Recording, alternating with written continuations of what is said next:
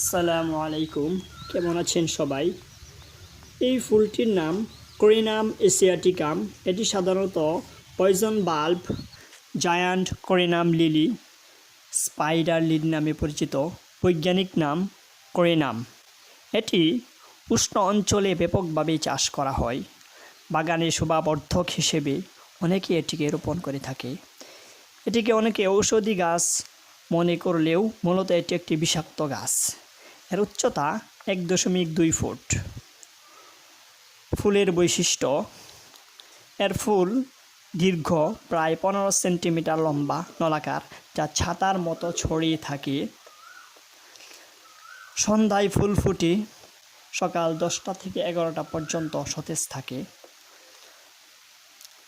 এই ফুল বছরে একবার মাত্র ফুটে। এর বেশিরভাগ ফুলই সাদা, তবে লাল এবং বেগুনি হয়।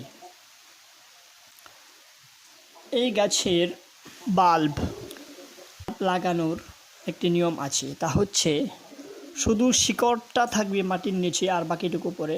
তো সবাই ভালো থাকবেন। আসসালামু আলাইকুম। ভিডিওটি ভালো লাগলে সাবস্ক্রাইব করবেন এবং লাইক দিবেন।